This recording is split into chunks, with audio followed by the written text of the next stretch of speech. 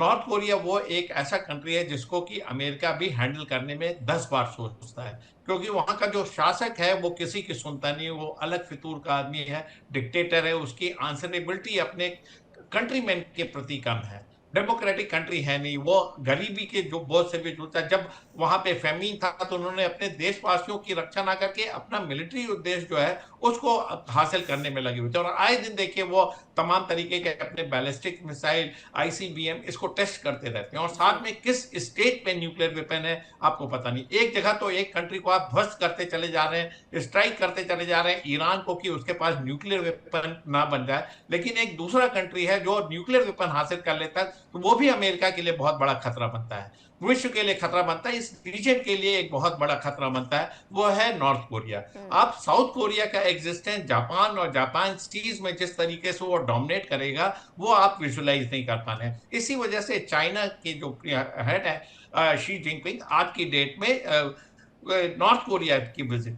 और ये इस तरीके की जब संभावनाएं पे बात करते हैं तो मेरा मानना है कि एक ऐसा शख्स जो बगैर दिमाग के, बगैर किसी लॉजिक के, बगैर किसी इशू के अगर न्यूक्लियर वेपन का इस्तेमाल कर सकता है तो वो है किम जॉन, क्योंकि उनको किसी का जस्टिफिकेशन है। और इसी वजह से देखिए डोनाल्ड ट्रंप ने अपने फर्स्ट टर्म में भी किम जॉन के साथ उन्होंने संबंध बनाए हुए थे, उनके साथ उन्होंने विजिट की थी, वार्ताएं की थी, और अमेरिका को मौका मिलेगा तो इस बार भी वो पुनः नॉर्थ कोरिया के साथ अपने डिप्लोमेटिक इस लेवल पे बातचीत रखेंगे, और कहीं ना कहीं वो अपने नॉर्थ कोरिया को अपने राइट साइड में रखना चाहते हैं।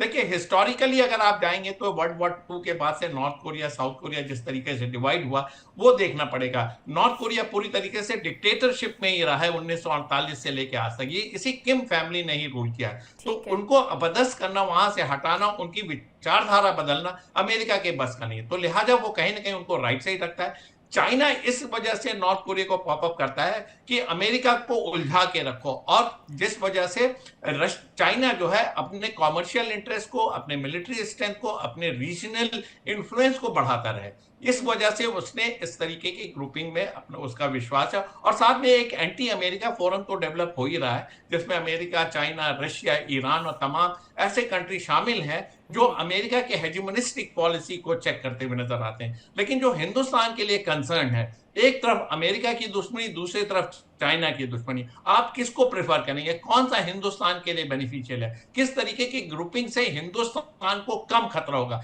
देखिए अमेरिका के साथ जो देश है, और अमेरिका जब तक डोनाल्ड ट्रंप की सरकार है वो टाइम टू टाइम हिंदुस्तान के बरखिलाफ उन्होंने टैरिफ लगाए, हेल होल जैसे शब्दों का इस्तेमाल किया, हर बार हमारे हेड ऑफ स्टेट बोलते हैं उनका पॉलिटिकल कैरियर उनके वो तबाह कर सकते हैं, इस तरीके की धमकी। और दूसरी तरफ चाइना जिसने डोकलाम किया, जिसने गलवान किया, जो अरुणाचल को रिकॉग्नाइज नहीं करता है, आपको डिसाइड करना पड़ेगा कि इन दोनों के बीच में हिंदुस्तान अपने आप को कहां पिट किया। मेरा ये असेसमेंट है कि हिंदुस्तान के लेकिन लिए डोनाल्ड ट्रंप तो अमेरिका चाइना लेस के लिए एबल है। भी सर ऐसे ही कुछ शब्दों का इस्तेमाल करते हुए नजर आए थे, हालांकि वो तुरंत अपने बयानों को बदल भी लेते हैं, तुरंत से माफी भी मांग लेते हैं। अब उनके बयानों की तो खैर क्या ही कहा जाए, मार्केट को अप डाउन करने के अलावा उनके बयान किसी और काम के नहीं होते हैं।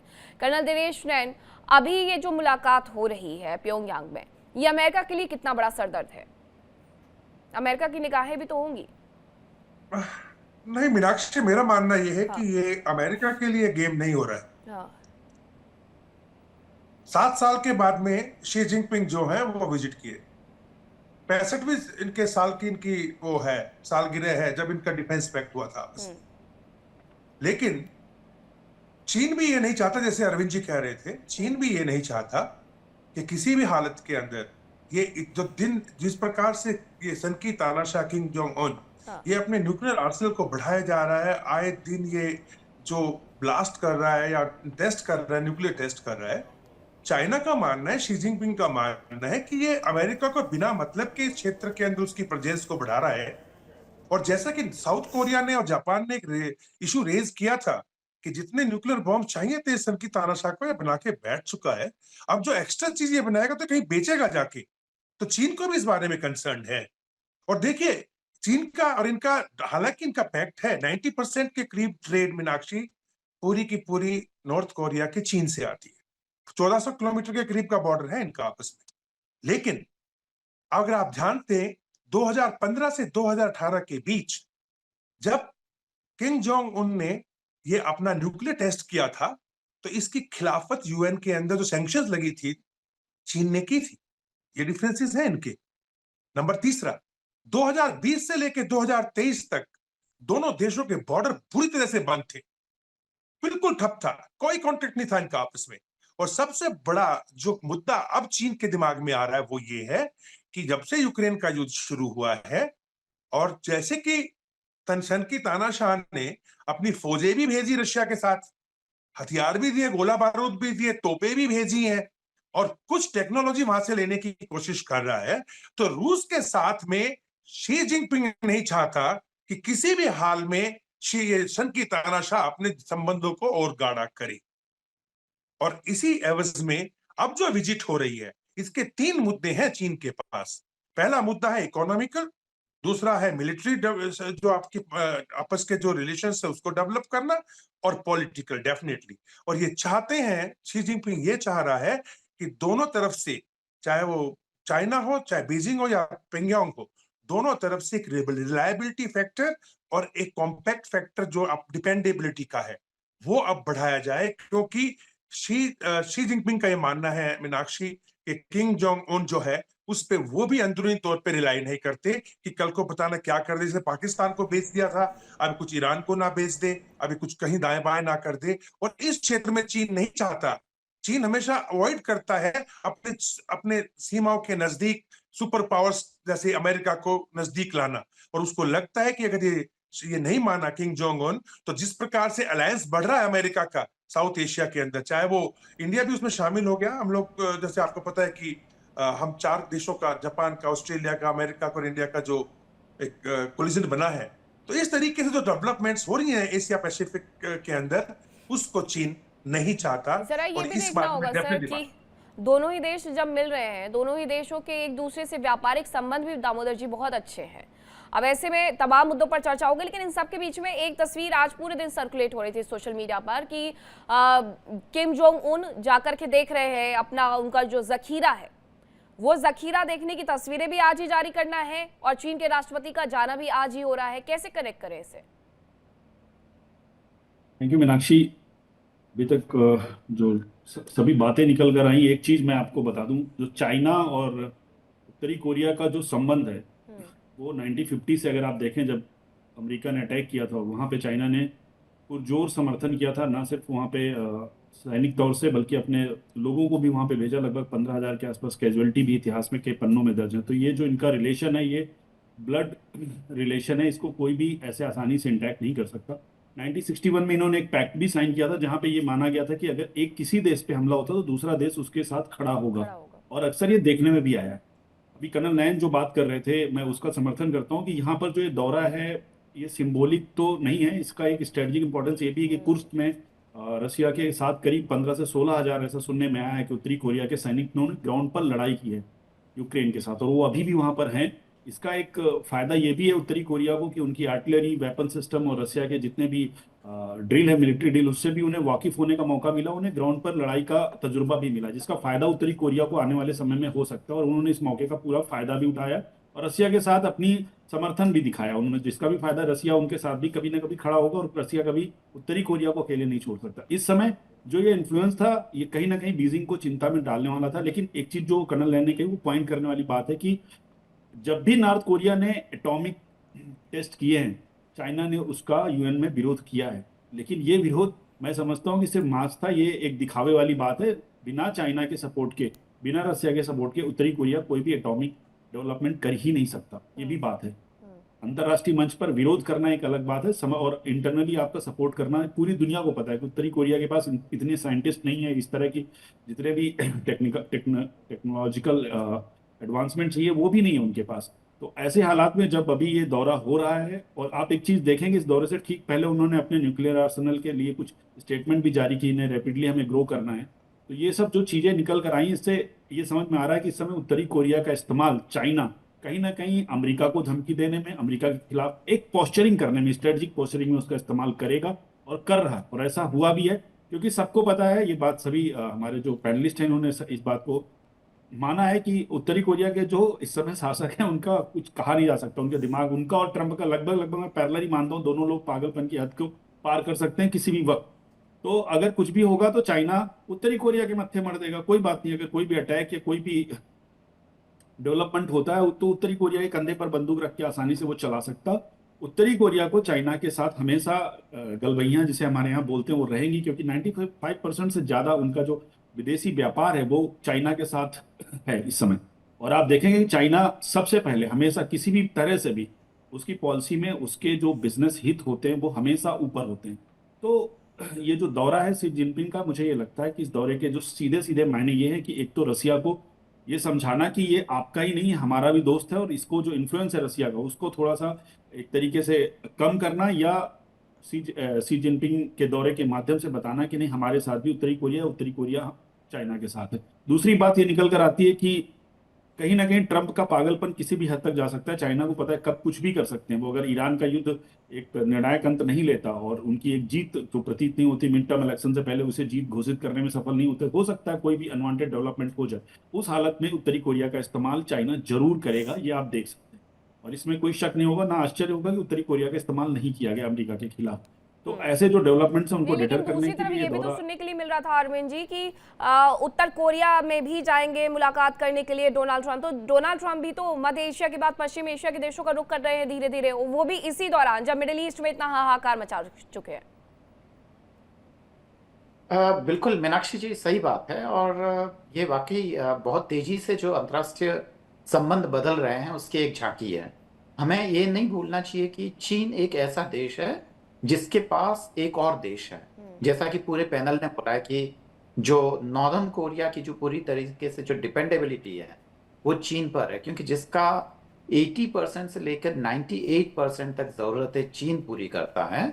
यहाँ अगर हम सोवियत जो पुराना सोवियत संघ है उसकी भी बात करें, या जो नया रशिया है वो भी इतनी जरूरतें पूरी नहीं कर रहा है जितना कि चीन कर रहा है। अभी हाल ही में उसने जरूर पोलैंड और कुछ अफ्रीकन कंट्रीज से संबंध बढ़ाए हैं।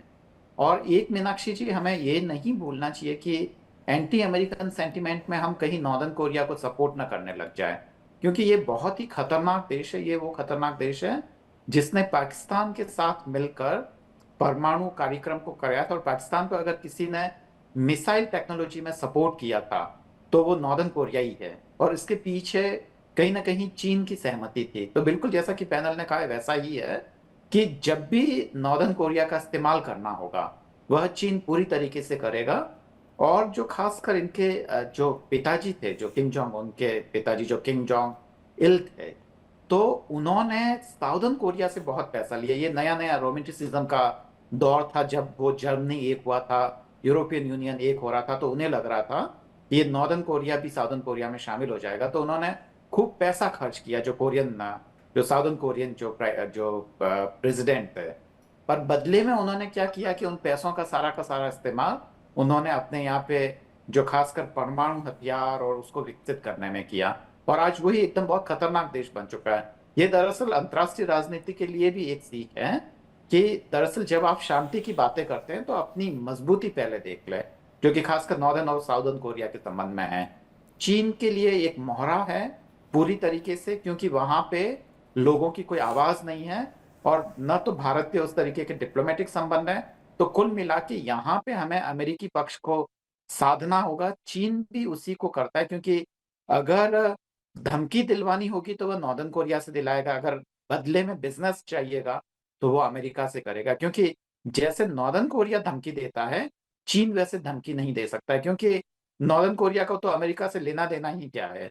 जितनी चाहे धमकी दो और जितनी चाहे प्रतिक्रिया करो, पर चीन वैसा नहीं कर सकता है, इसलिए इसका इस्तेमाल होगा। और रही बात बहुत लंबे समय बाद वहां विजिट करने की, तो दरअसल जो सामंतों के यहाँ राजा जाया नहीं करते हैं, वो कभी कभार ही विजिट होती है।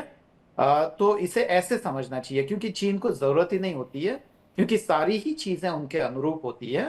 तो समझ लीजिए कि नॉर्दर्न कोरिया चीन का एक मजबूत सामंत है जिसको किसी भी लड़ाई में आगे भेजा जा सकता है। मीनाक्षी जी, अभी जो ये निपुण आलम बयान जी, दोनों देशों के बीच में मुलाकात हो रही है, तो इनके संबंधों पर क्या असर पड़ेगा? ये और ज्यादा मजबूत होने वाले हैं और बाकी के देश जो डरते हैं, खासतौर पर चीन को, भले ही अमेरिका ये कह दे कि कंपटीशन है, लेकिन रियलिटी वही है कि अमेरिका बिल्कुल नहीं चाहता है कि वो उससे कहीं और ऊपर चला जाए। और यही वो इनके बारे में भी सोचता, उत्तर कोरिया के बारे में। तो इन दो देशों की मुलाकात इन दो देशों में किस तरीके से प्रगाढ़ संबंध लेकर के आएगी, या फिर उनके संबंध और ज्यादा मजबूत नहीं होंगे? देखिए, अगर हम इस पूरे नॉर्थ कोरिया को देखते हैं तो चीन का, आप देखिए कि चीन जो है कहीं ना कहीं एक इसको मानता है कि इनडायरेक्टली मेरा एक स्ट्रेटजिक कार्ड है, वो है नॉर्थ कोरिया। यानी कि जब भी मुझे लगेगा तो मैं नॉर्थ कोरिया को यूज करूंगा। चीन ये मानता है कि नॉर्थ कोरिया जो है वो मेरा एक बफर स्टेट है। बफर स्टेट किसके बीच में? कि अमेरिका के जो अलाइड इस रीजन में अगर ताकतवर बनेंगे तो उससे कहीं ना कहीं चाइना का जो इन्फ्लुएंस इस रीजन में कम होगा। तो नॉर्थ कोरिया को हमेशा एक बफर स्टेट की तरह देखता है। और साथ ही ये जो हमेशा आप देखेंगे, नॉर्थ कोरिया को यूएस के ऊपर एक प्रेशर क्रिएट करने के लिए चीन क्या करता है, प्रोवोक करता है। हम देखेंगे कि नॉर्थ कोरिया की इकोनॉमिकल सिस्टम जो है पूरा क्लैप्स है, कोई कौन इसके नहीं है। आज नॉर्थ कोरिया जो भी बचा हुआ है वो केवल और केवल चीन की मदद से, बिफोर 90 हम देखें तो रशिया की मदद से, और आज हम देखें तो वो चीन की मदद से है। तो डेफिनेटली, और जब इस प्रकार का एक दौर चल रहा है कि जब मानकर चल रहे हैं कि आज नहीं तो कल अमेरिका चीन हेड टू हेड एक दूसरे के सामने खड़े होंगे। और ये आपको याद होगा जब प्रेसिडेंट ट्रम्प विजिट करने गए थे चाइना, तो चाइना और के प्रेसिडेंट जिनपिंग और प्रेसिडेंट ट्रम्प की जब पहली बार बातचीत हुई तो वहां पर जो जिनपिंग ने जो बयान दिया प्रेसिडेंट ऑफ चाइना ने, उन्होंने कहा कि क्या चाइना और अमेरिका थ्री डायरेक्ट स्टेप से बाहर निकल पाएंगे। मतलब बात यह है, थर्ड डायरेक्ट स्टेप एक हजारों साल का एक पॉलिटिकल थ्योरी है। वो ये कहती है कि उभरती हुई यानी कि राइजिंग पावर और एक एस्टेब्लिश पावर, दोनों में वॉर होना तय होता है। तो ये जिनपिंग कह रहे थे कि क्या आप पीसफुली हमको पावर ट्रांसफर करेंगे, मानेंगे कि we are the hegemons, you are not, या वॉर होगा। ये लगता है पक्का कि 45 वाली स्थिति नहीं है कि जब ब्रिटेन ने इजिली मान लिया था कि अमेरिका जो है वो बॉस है, अब उसकी हेजेमोनी हमको जाना है। लेकिन यहाँ पर ऐसा होने वाला नहीं है। और अगर ऐसा होने वाला नहीं है तो दोनों ही पक्ष एक नए वर्ल्ड ऑर्डर को क्या कर रहे हैं, फ्रेम कर रहे हैं। मैं कहूँगा एक नया कोल्ड वॉर चल रहा है, और कोल्ड वॉर के अंदर अपने अपने ऑर्डर को स्टैब्लिश करने के लिए दोनों ही गुट, चाहे वो अमेरिका हो या चाइना हो, अभी टेस्ट कर रहे हैं कि कौन कितना पानी में है, कौन हमारे साथ कहाँ तक जा सकता है अगर हमारी हेड टू हेड फाइट होगी। तो मैं मान के चल रहा हूँ कि चाइना जो है उसी कंडीशन में लेके चल रहा है नॉर्थ कोरिया, क्योंकि अगर कल को आवश्यकता पड़ी तो मैं नॉर्थ कोरिया को क्या कर सकता हूँ, फ्रंट कर सकता हूँ और बैक में मैं रह सकता हूँ। अभी भी आप देखें जो ईरान के साथ कॉन्फ्लिक्ट चल रहा है अमेरिका का, तो ईरान इतने दिन तक अमेरिका के सामने टिका है तो उनको सपोर्ट होगा चाइना एंड रशिया। अगर रशिया चाइना अगर उनको सपोर्ट हटा दें तो मैं नहीं मानता कि ईरान इतने 90 तक खड़ा हो पाएगा। तो ये मानकर चल रहा हूँ कि आज का अगर परिदृश्य आप देखिए, जो नए वर्ल्ड ऑर्डर को एक शेप देने का प्रयास किया जा रहा है, तो उसमें चीन और नॉर्थ कोरिया की नजदीकी ज्यादा अच्छी है। और ज्यादा क्या होगी, वो स्ट्रेंथन होगी, और ज्यादा क्या होगी, मजबूत होगी। उसका रीजन यही है कि नॉर्थ कोरिया की डिपेंडेंसी हम कह सकते हैं इकोनॉमिकली वो चीन पर है, और चीन नॉर्थ कोरिया को फ्रंट पर करके अपने मोटिव को क्या करता है, पूरा करता है। मौजूदा अगर हम परिस्थितियों को देखें ब्रिगेडियर जी, तो ये हम देख रहे हैं कि दोनों ही देशों की नजदीकियां काफी बढ़ते जा रही हैं। ये मौजूदा हाल को देख करके ज्यादा है क्या? देखिए, मौजूदा हालत ने इसमें इम्पेटस दिया है, इसमें तो कोई डिनाई नहीं किया जा सकता। लेकिन जो नॉर्थ कोरिया का अगर आप हिस्ट्री जाए तो उनका अलाइनमेंट शुरू में यूएसएसआर से ज़्यादा था। यूएसएसआर ने उनकी बहुत मदद की है, चाहे वो आर्थिक रूप से हो, चाहे एनर्जी सेक्टर में हो, चाहे टेक्नोलॉजी ट्रांसफर में हो।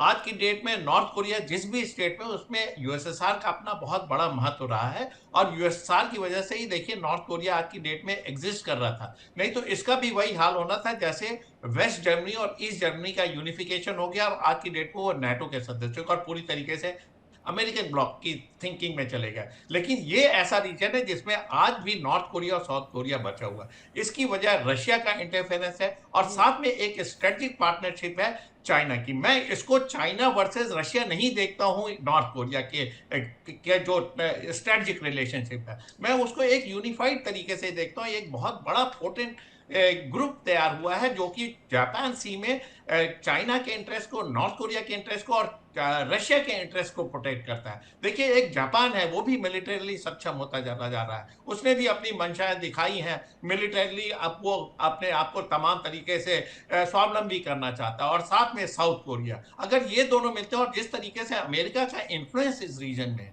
अगर आप देखेंगे तो उसको काउंटर करने के लिए आपको एक ग्रुप ऑफ नेशन की जरूरत है और बराबरी के तहत। लेकिन जहां तक बॉर्डर इशू सवाल है, चाइना ने अपने बॉर्डर इश्यूज 14 कंट्रीज से थे, सिर्फ हिंदुस्तान और भूटान को छोड़ के सबसे उसने अपने बॉर्डर डिस्प्यूट को रिजॉल्व कर लिया। तो वो आज की डेट में ट्रेड एंड कॉमर्स और अपने आप को इकोनॉमिकली इतना स्ट्रांग करे जिससे कि अगले 1 से 2 दशक के बाद अमेरिका के समकक्ष